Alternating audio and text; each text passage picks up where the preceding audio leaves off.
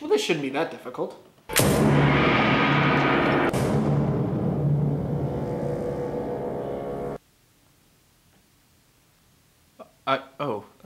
I'm sorry. I was having a daymare. Making this list was difficult to say the least. Not many other directors are as challenging, intriguing, mysterious, and yet incredibly popular as Stanley Kubrick. He managed to put his own twist on many different genres: comedy, romance, horror, science fiction, war, while still exploring the boundaries of what cinema as an art form can accomplish. He's definitely one of my favorite filmmakers, and one that when I was in college and really getting into film was just pushing me to think deeper about what cinema can really accomplish.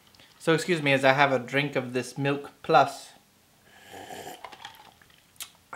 Here are my top 5 Stanley Kubrick movies. As I say in every video, these are just my personal favorites. These aren't what I think are necessarily the best, just the top these are me. This is me. Number 5, A Clockwork Orange. A movie that messed a lot of people up when it came out, and it's frankly still messing people up. Although most would consider it science fiction, I think it kind of defies a genre. And it's easily Kubrick's most disturbing movie, and his direction plays a big part in that.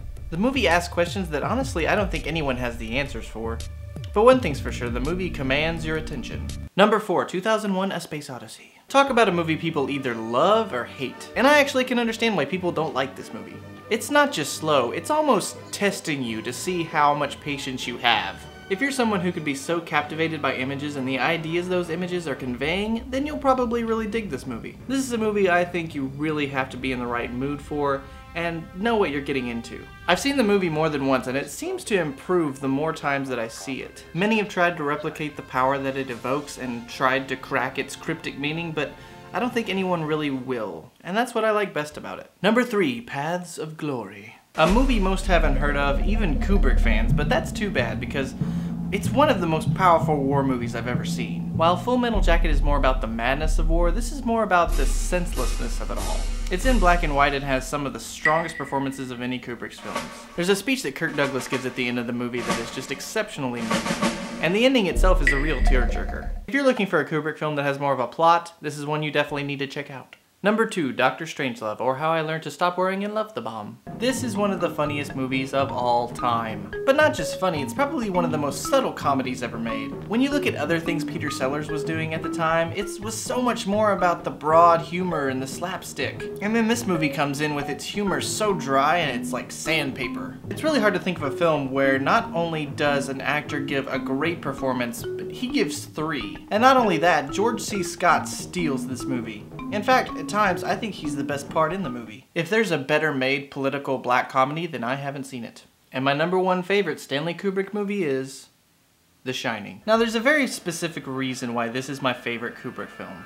In fact, it's one of my favorite movies of all time. It's one of the first movies that made me feel like the movie had a life of its own. The movie has a presence that is just so unsettling on a very visceral level. And every decision that Stanley Kubrick makes backs this up. The casting, the writing, the cinematography, the creepy score, even the opening titles. I love, love, love this movie. Yeah, that wasn't so bad. Hey buddy, how's the writing going? John, let me explain something to you. Every time you come in here and interrupt me, you're distracting me. And didn't take me time to get back to where I was. Okay. Okay, we're gonna make a new rule. Whenever I'm in here and you hear me typing, or whether you don't hear me typing, whether the poop you hear me typing, that means I'm working, that means don't come in. Think you can handle that? Okay.